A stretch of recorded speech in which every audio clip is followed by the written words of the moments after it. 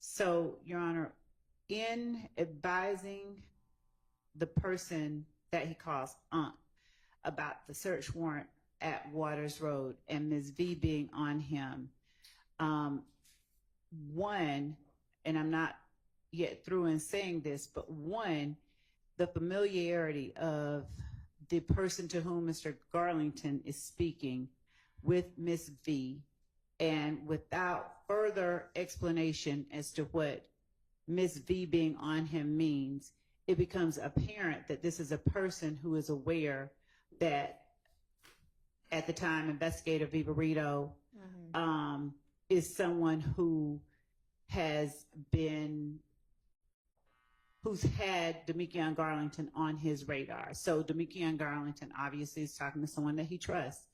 But the 806 call where Damekion Garlington is telling the call Unc that he said on the news they got 2 and 1 outstanding warrant. They just hadn't said my name.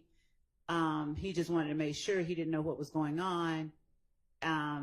You've made it back, okay. And the person advising him to keep it to your chest, and that Mr. Garlington is advising that person that he's trying to make as much as he can now. These words all lead us to conclude that this person, though we don't know his identity, he is a person on whom Damekion Garlington is relying, who he is getting support and advice from, as it relates specifically to the conspiracy.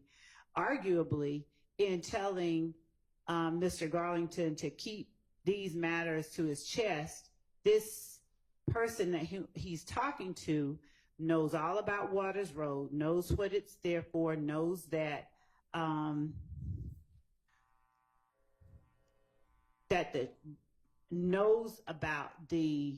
likely knows about what was being kept at Waters Road, given that he's not asking, wait, what do you mean? What about Waters Road? Who is Ms. V? So this could be, though we don't know, and we're not trying to assert that this is some person we know is, YSL. This seems like, reads like, he listens like an unindicted co-conspirator, someone that he is relying on and trusting for information and guidance as it relates to his actions in this conspiracy. Those type of actions fall under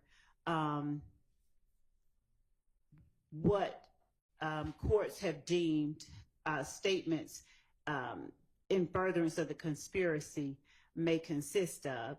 Because of that, because of the type of information he's sharing and the feedback he's getting and the role that this person seems to serve in Mr. Garlington's life, these 2 statements, we'd argue, would fall up under the co-conspirator statement exception. All right. Does anybody need to hear them again? I don't know. It seems to me that if we don't know who this person is, I don't know. My understanding of the case law, and I don't have it, but I'm certain of it being the law, and I can get a case, is the statement itself cannot establish the conspiracy and the prerequisites of 801 D2E. So without knowing who the people involved in the conversation are, and just going by the conversation itself, I don't know if that ever, I do know that that could never satisfy the requirements of 801 D2E under our Supreme Court precedent and state in case law in Georgia as well. What do you say to that? I do not agree with that assessment at all. In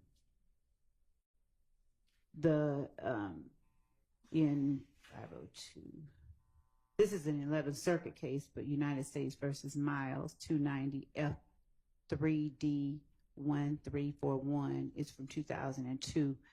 The courts have said in in its admissibility evaluation, the court may consider the statement itself as well as extrinsic evidence. To qualify, the statement need not be necessary. This is not what Mr. Schardt was putting forth. It's, I think, helpful. It's exactly what I just said. The statement need not be necessary to the conspiracy, but needs only to somehow further the interests of the conspiracy, Your Honor. And personal knowledge of the subject matter on the part of the declarant isn't required, but it talks about the statements of unindicted co-conspirators. Specifically, Your Honor, I think all right, we know statements of unindicted co-conspirators can come in if they otherwise qualify. What Mr. Schardt is saying is the conspiracy and it being in furtherance can't be established by this statement alone. Is that what you're saying? Correct, Your Honor. I haven't seen it. It can't bootstrap itself, and I'll get you the case. So, Your Honor, he'll get us a case. So, and we'll take it up. I'm reading from. It's not in the statute. Yes, it is. The statement must be considered, but does not by itself establish the declarant's authority. Your Honor, under the existence or scope of the relationship or the existence of the conspiracy or participation in it. Your Honor, I'm reading from United States versus Rivera, R-I-V-E-R-A. Okay, and I'm reading from the statute. Hang on, don't talk at the same time. As the contents of the statement shall not alone be sufficient to establish the existence of the conspiracy and the participation therein of the declarant and the party against whom the statement is offered. And so, Your Honor, the state is not tendering the statement.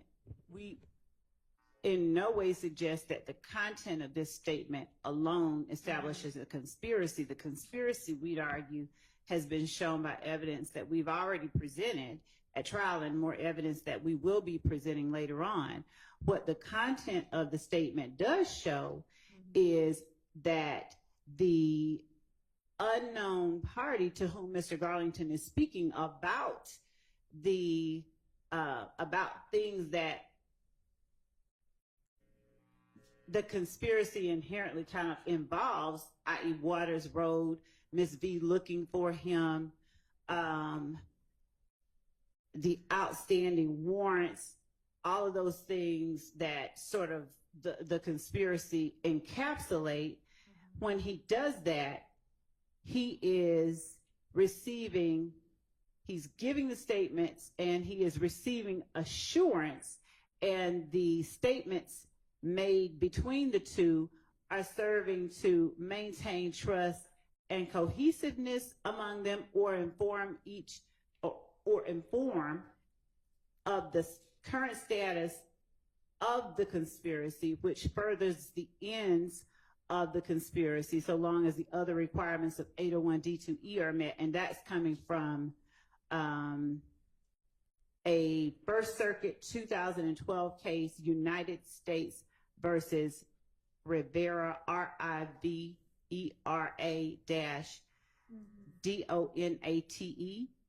at 682 F 3rd 120.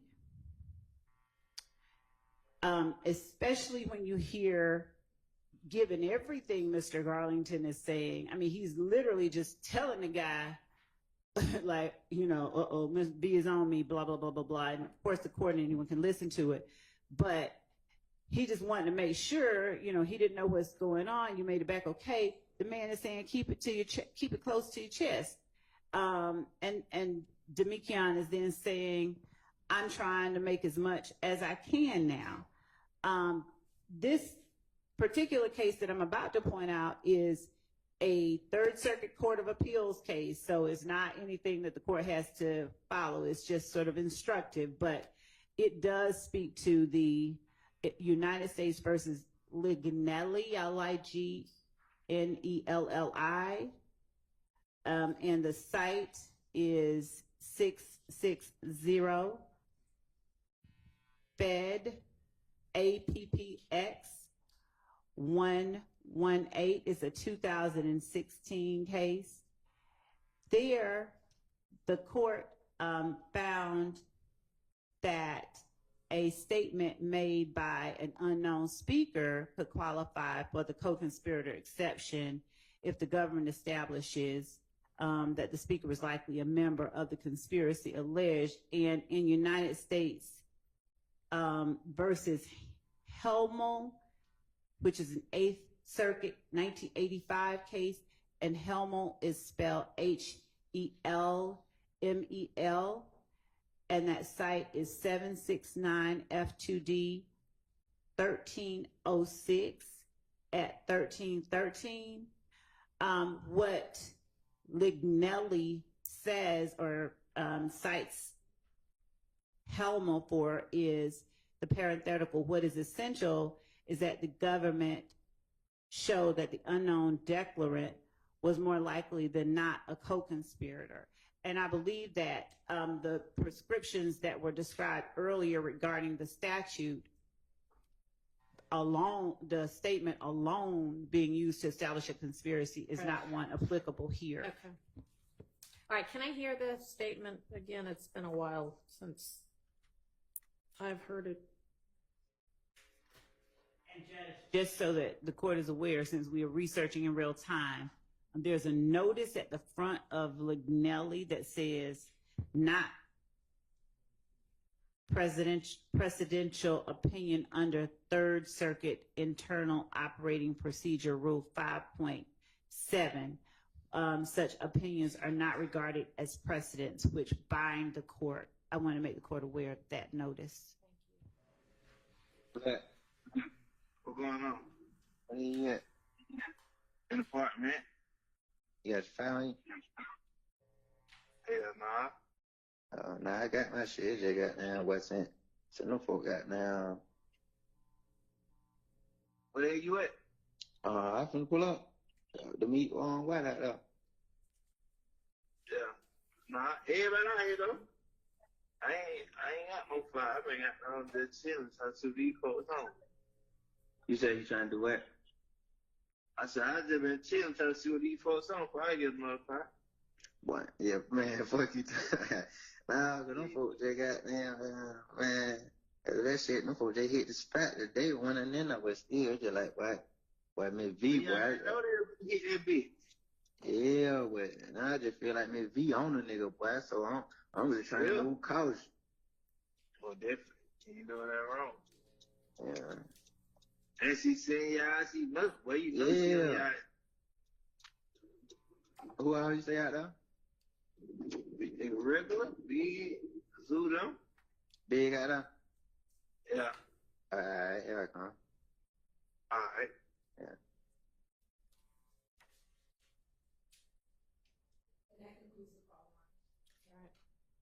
Your Honor, I'd also point out a thing I left out. The person to whom he's speaking is also advising Mr. Garlington, giving him more information about the circumstances out there that Mr. Garlington was describing at Waters Road, where he's talking about who all else is still out there. So that adds to our argument as well. Hello? Hello? What's going on? What's up? Hey, what's up with you? What happened? What is that? That My bad, I don't know, look. I just seen the news. I seen the news, they said the two they got, and they said the one they got on, outstanding one, they ain't say the name. oh, okay. Yeah, well, I just feel. Well, I just want to make sure. I don't know what's going on. yeah, you know I'm back though. I just really let you know 2 hours back. Yeah. Oh, you don't made it back? Yeah. Okay. Yeah. Well, shit. You just keep that shit on to your chin, really, and hold on to that paper. Yeah, That's what I'm doing. I'm just trying to make as much as I can. Yeah, exactly. Goddamn, I'm here though. I'm gonna let you pull up on me. Check out answer the phone. All right. All right. And if the court notices, I think Mr. Garlington does not even start giving details until he's reassured that it's Unc, who of course then tells him, you just keep that close to your chest, and so forth. So I think that both of these calls make it apparent that this person is giving information that serves to reinforce the underlying purposes of the conspiracy itself. They're providing reassurance. They're informing of what's going on that is putting members of YSL in peril. Ms. V out there looking for Mr. Garlington. He knows who she is. So we believe that these all form to tell the court these are statements of co-conspirators that should be admitted. And yes. I'll hear any defense argument. And Mr. Schardt, I think with regard to, and Mr. Harvey, the issue of the statement alone can't establish the participation of the declarant. I think with regard to Garlington, there's certainly more. And are y'all offering like both sides of the conversation? In order that they understand what's going on, yes, both sides are being offered of the conversation. The most important part we feel is what Mr. Garlington is saying. His words are more pertinent because they're reflecting a knowledge of something that just took place is very important and close in time to acts that are alleged via overt acts or counts on this indictment. So Mr. Garlington's words are the most important ones, but the other ones are needed for context.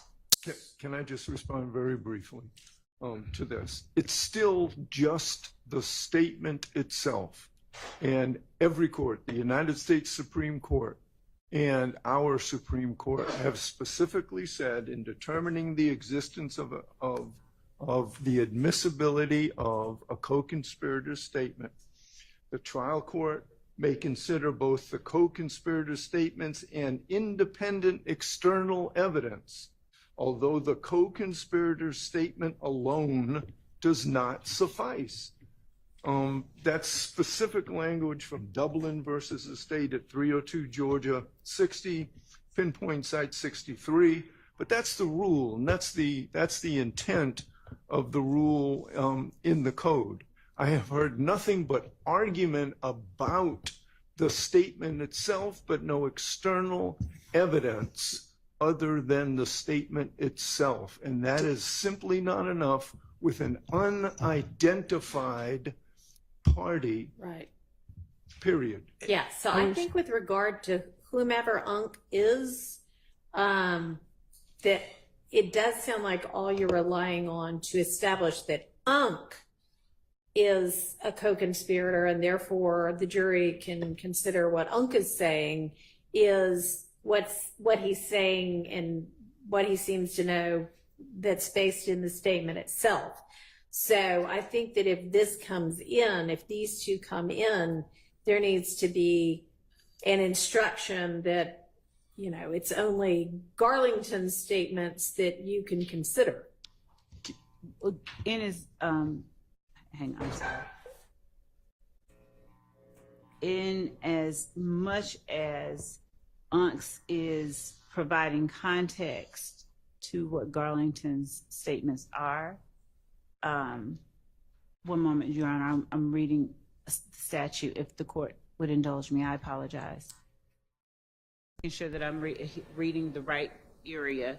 It's the portion of the statute that says the contents of the statement shall be considered, but not alone, sufficient to establish a declarant's authority under paragraph C, which is not applicable here because we're not talking about B that. is not applicable, and then, Or the existence of the conspiracy and the participation therein of the declarant and the party against whom the statement is offered under subparagraph E. Right. So if I'm reading this last portion that Mr. Harvey references, we're not trying to establish both The existence of the conspiracy, right. Right. That part's not the issue.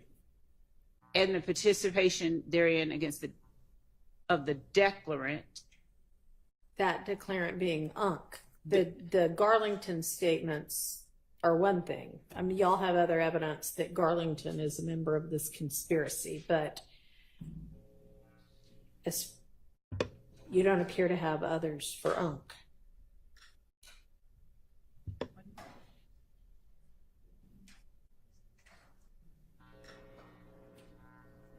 So it's not, and I hesitate to say it, but it's not so much Unc's statements that are important. Unc's statements are the ones that give context to Garlington's statements. And so to the extent that you need to hear what Unc is saying so that you know what Garlington is responding to, that part is important. So to the extent that I guess an instruction that Unc's statements, you can consider them for context for Garlington's statement. I mean, I'd have to work through that, but my reading of it is that the declarant of concern is Garlington, and we're not really that concerned about Unc. Well, you might not be that concerned I know that. about Unc, I know that. But if the jury's going to hear it all, then why don't you look at both of those portions again and see if there's some way, if it's Garlington's that you need to have just Garlington statements come in, and if not, what limiting instruction would be appropriate? I appreciate that opportunity. We will. Thank you. All right. And Your Honor, I was never able to verbalize, maybe for the record, maybe to persuade the court, Okay. about why I didn't believe that Garlington's statements were admissible under 801 D2E. Okay. And my argument, I think the fact that we don't know who Unc is important, because certainly knowing who the receiver is, knowing who Garlington is speaking to, would better educate us as far as whether his statements are in fact in furtherance of a conspiracy or not. And at least the second call, he seems to be calling Unc and just saying, "Hey, I heard I have a warrant. You know, what should I do?" And Unc seems to say, you know, just stay safe and get money ready for a lawyer. But it seems that Garlington is concerned about his own legal troubles or the possibility of being charged. I don't really find that as furthering any conspiracy. That seems to be concerns about himself and his legal future and concerns about being incarcerated. But I don't view that in any way, shape, or form as furthering any conspiracy.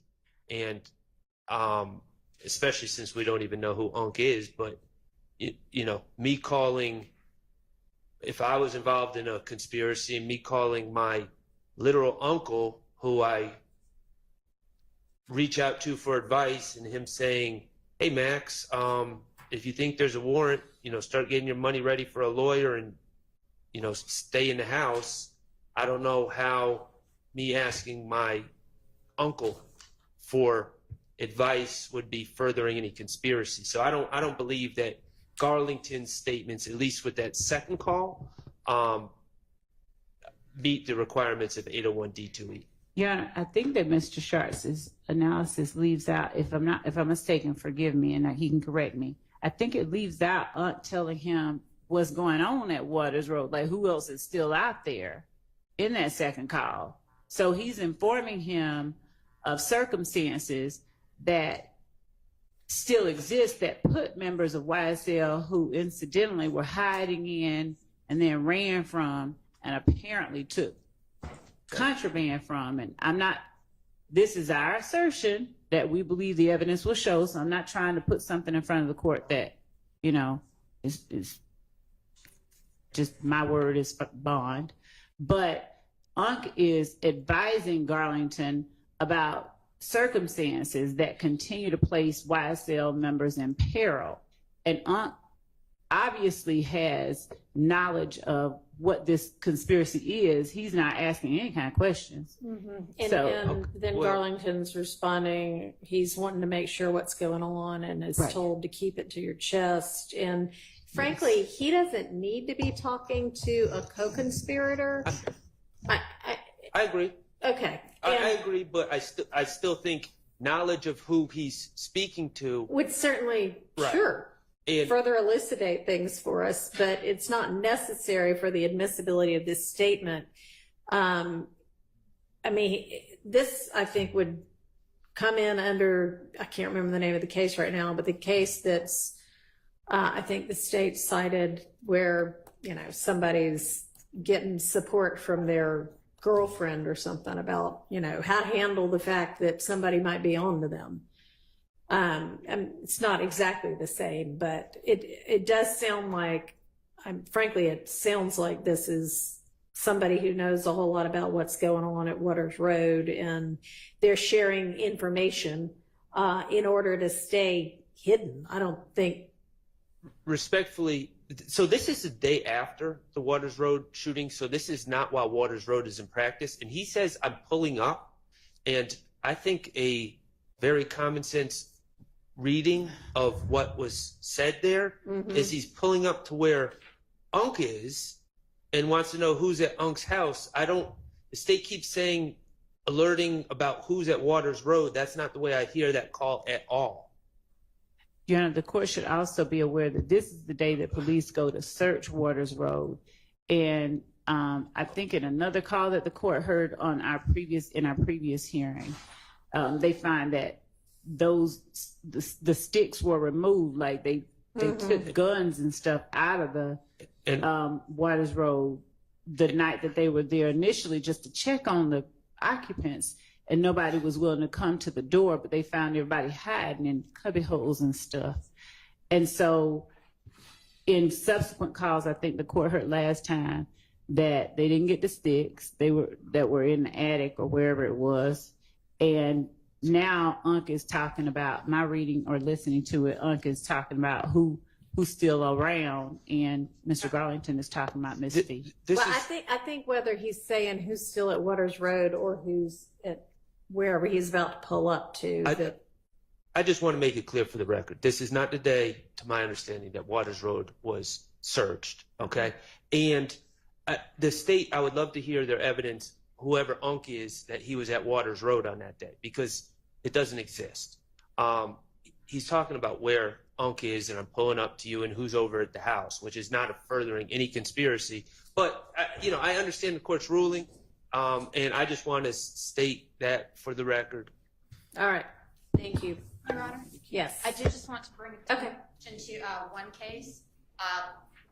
This, I don't know, perhaps frames it in a bit of a different way. Statements are admissible when the state establishes a basic case of conspiracy independent of the co-conspirator statement. I think looking at this, if we look directly at that standard, let's take out what the statement is. What evidence is there to make a prima facie case? Nothing. And the case I'm relying on for that is Williams versus State, 293 Georgia, 750 from 2013. There's another case which quotes the same language. It's Newer Franklin versus State, 298 Georgia, 636, 2016. And in both of those, they go on to discuss some of the other independent, separate, apart from the statement evidence, which did justify using that co-conspirator exception. But here, where we have no information about Unc except his name is Unc, I don't think the state can make that prima facie showing. I don't either. I mean, I think that with regard to Unc, there's not enough. So that's why I've directed Ms. Love to figure out whether she can either get in the Garlington statements without Unk's statements, or if not, come up with some appropriate limiting instruction. And we can do that, Your Honor. And just as a matter of the prima facie showing of the conspiracy itself, Yeah, we're not dealing with that. I get that, and there's enough to show that Garlington is a co-conspirator and that there's a conspiracy. This Thank is you, just Judge. with regard to Unk, as far as I'm concerned. So let me write myself a note.